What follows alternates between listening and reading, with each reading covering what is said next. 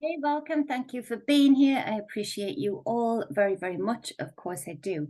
So, this is another tarot for the masses for the week beginning the 15th of May 2021. It's creeping up to my birthday. I know my sister Susie Q is on the same day. And will that hit in this week? No, it won't. So, take what resonates, leave what does not. I appreciate any comments and any interaction with the energies and how you are approaching those energies, how you are navigating them, either within yourself or outside of yourself. And I appreciate you letting me know how these readings help. Of course I do. Of course, subscribe, share. That would be perfecto. So we have on the bottom of the deck, let's go. We still have gardening nails, so excuse those. The Six of Swords. So the Six of Swords came up, I'm sure, either last week or the week before. The Six of Swords really speaks of alchemy. It speaks of thought, words, intellect. The swords are all of that and more. Air as the element, and it speaks of the passage of the purification of thoughts and the purification of words over yourself and words that you allow to yourself to be saturated in will the purification of all of that and the boundary setting for all of that for yourself and others around you. As to this camera is not doing well, as to where you allow those words to come in.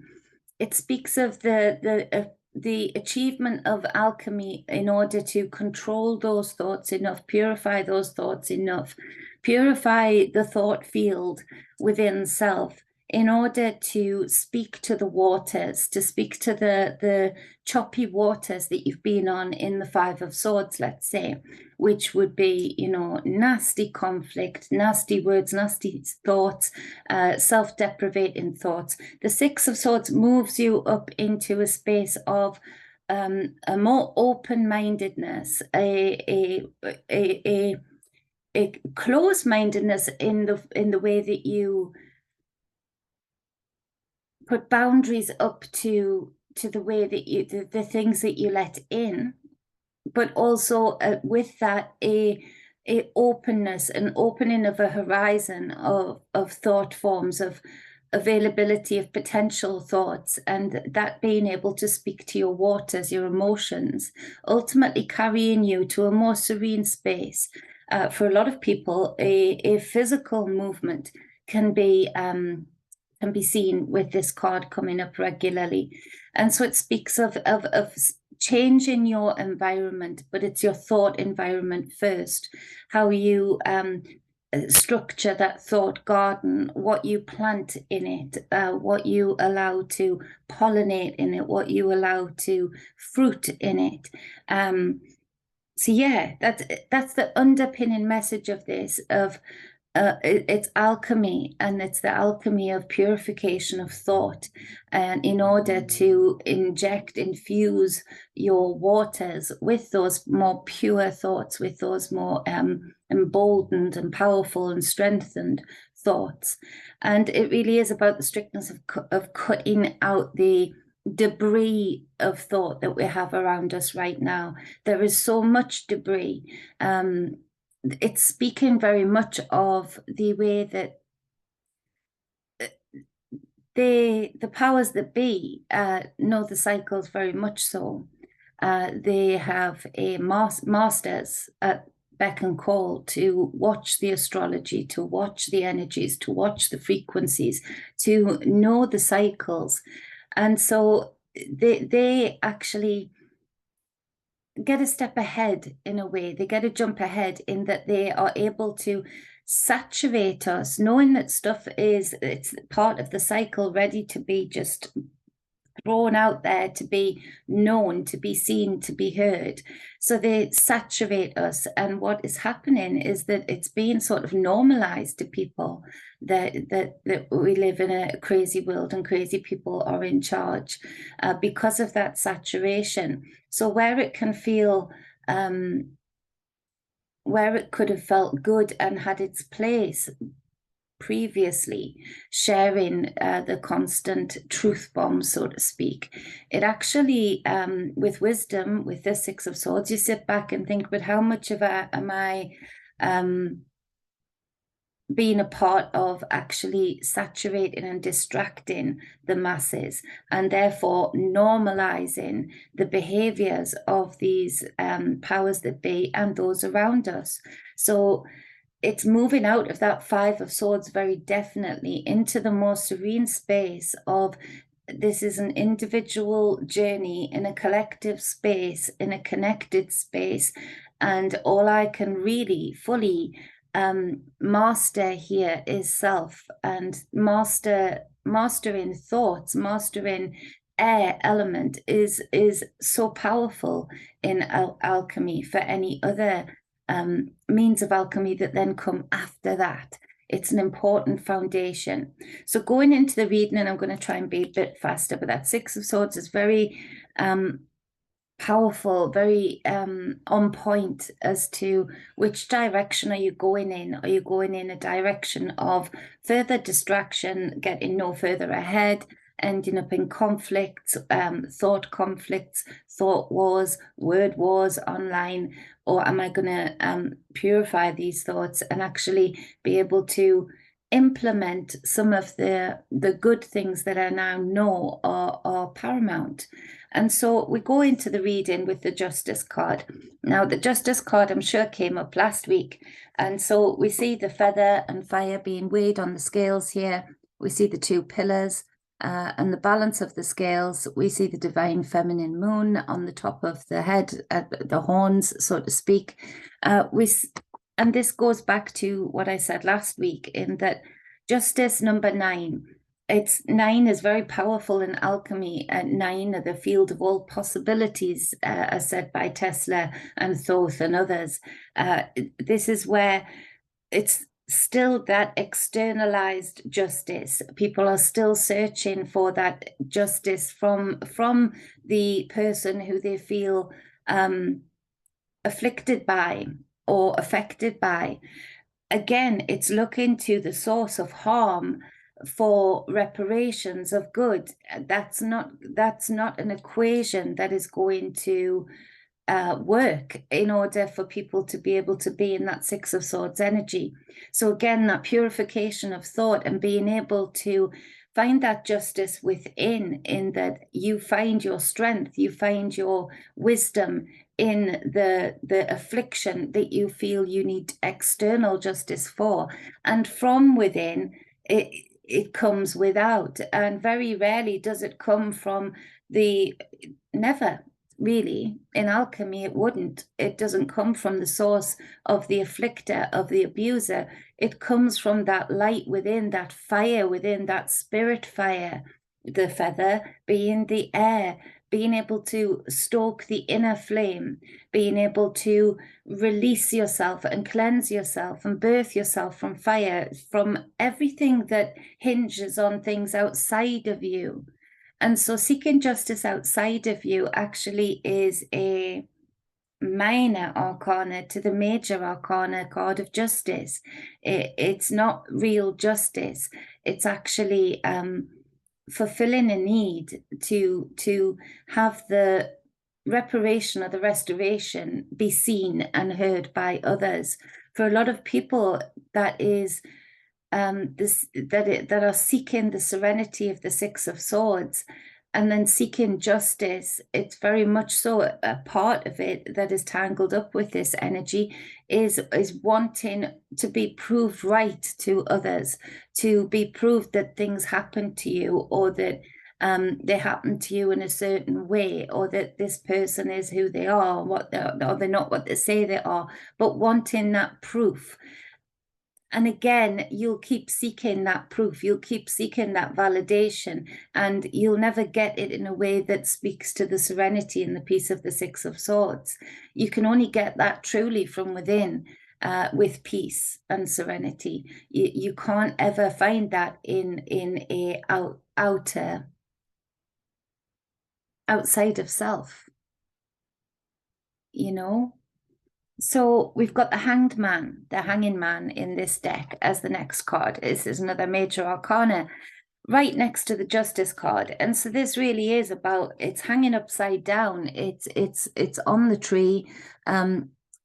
Just as, you know, the story of Odin, the All-Father, you know, being on the tree, being enveloped by the tree and seeing things at root value and seeing the fruits that those roots can create or not create.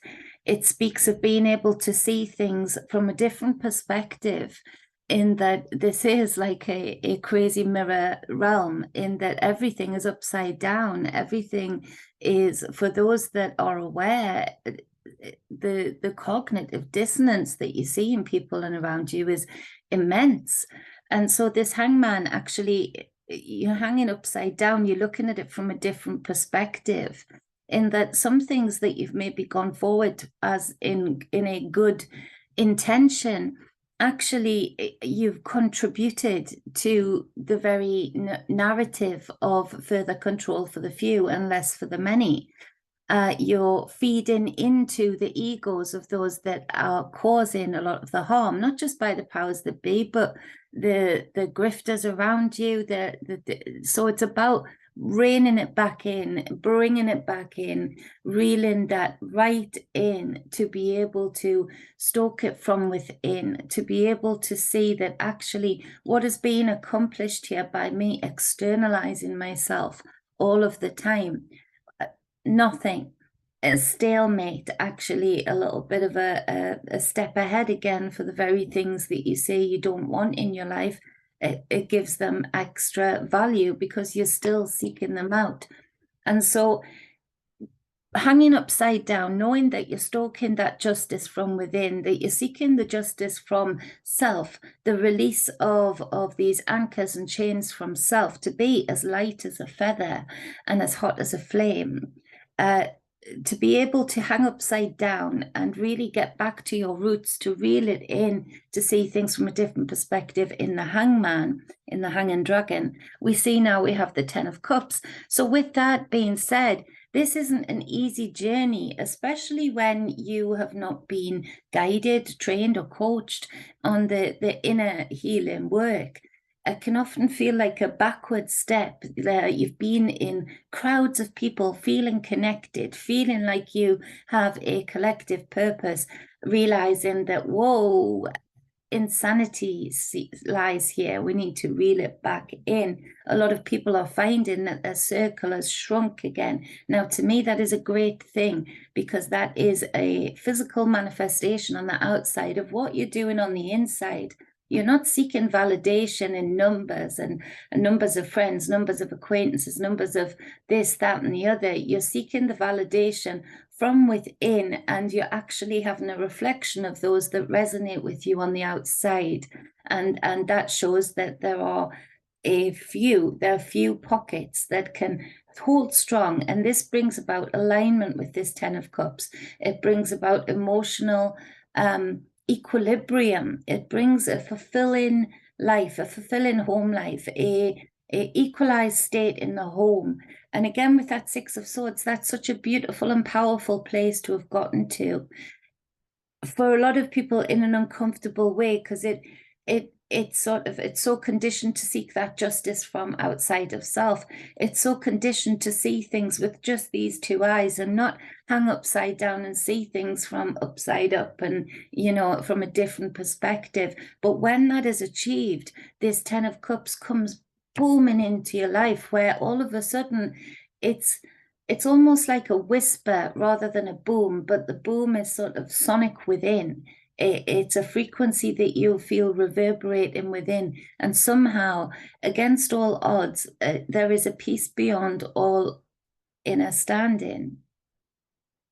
And this is a beautiful space for people to be in. This is actually what many of us are wanting to achieve for the many. So the fact that you can do this and you can achieve this during this week with the energies that are prevalent here showing within the cards, this is a beautiful message to say, well done you. Well done you.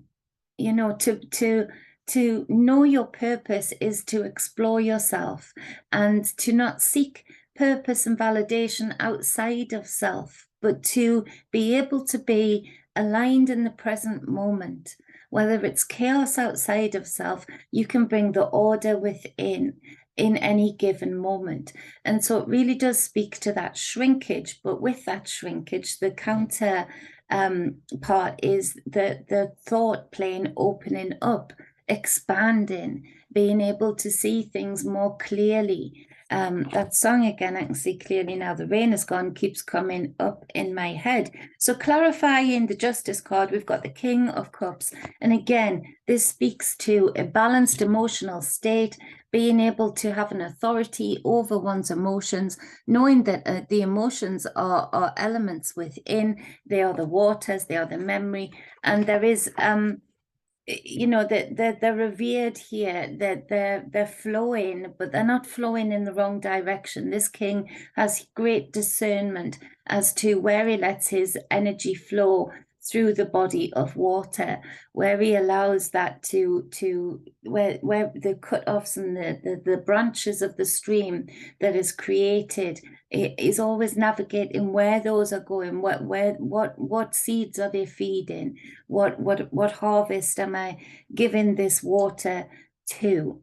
And so it speaks of staying in your authority with your emotions, because there's a lot that could cause that imbalance of emotions, but bringing the Six of Swords back into it, it's where you speak these purifying thoughts into your thought space in order to calm the waters.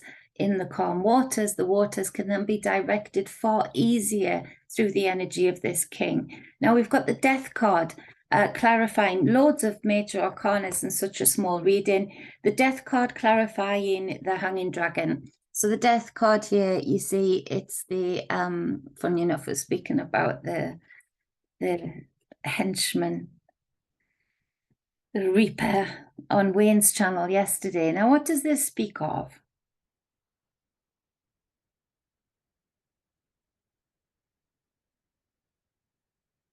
With the Hanging Dragon, it speaks, and the 9,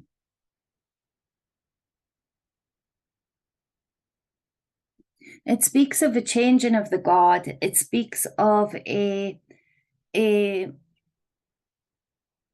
harbinger of death that physically is about to increase.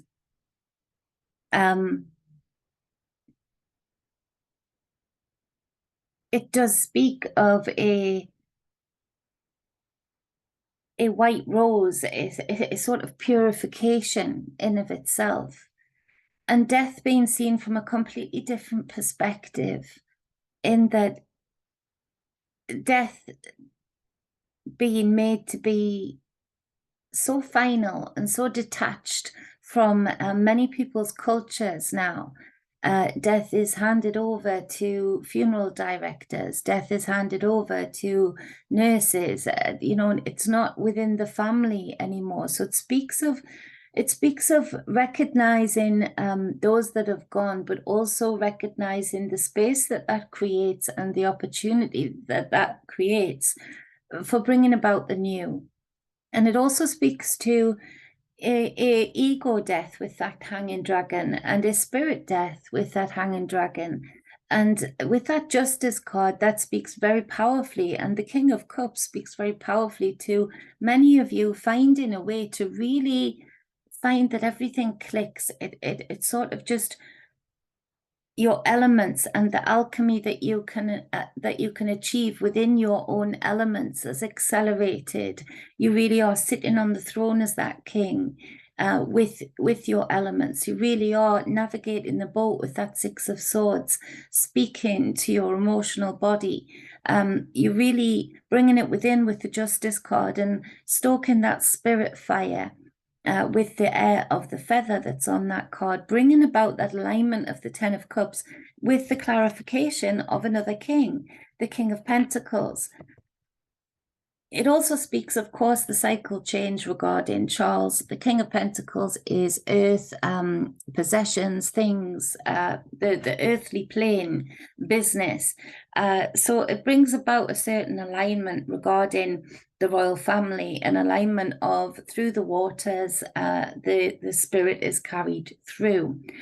We spoke about on Wayne's channel, very much so. There is a absolute that the mother is carried through that son very, very strongly. It speaks to an alignment and the changing of God with that, yes. But personally and individually, it speaks to, again, having that dominion, having that sovereignty over your space, your physical being, being able to not look outside of your own goals and alignments and not look for validation. This king just knows his worth. He knows his ability to create. He knows his ability to stoke abundance. He knows his ability to strategize and be measured and grounded in the space that he is in, not to look too far outside of his own dealings. So with that being said, the clarifying card on the bottom of the deck is the Six of Swords again. And so this card depicts it better, I think, in the swords are very much definitely involved with the choppy waters on one side and the cool, still waters on the other side, and the new horizon opening up. It does speak to, and the family, it does speak to providing for your nucleus, family, your tribe, your close loved ones, the way that you're not looking to this chaotic, drenched meme culture world for validation. It's all about bringing it in, and in turn, that expands out. So by bringing it in and pulling away from a lot of the distractions this week, you're actually going to be achieving far more for the purposes that you want to achieve them for sovereignty, for freedom of others, for less war, for no war. All of those things are then you're infusing on a grander scale by reeling it in. The counterpart of that is you're expanding it out. You're moving it through to new horizons. And with these two kings, the planting with the King of Pentacles and the watering with the King of Cups, at either side bookending this reading, it's a powerful space for you to be in, to create that alchemy within, that purification of thought, in order to expand consciousness and expand possibilities in your own space, in your own saga.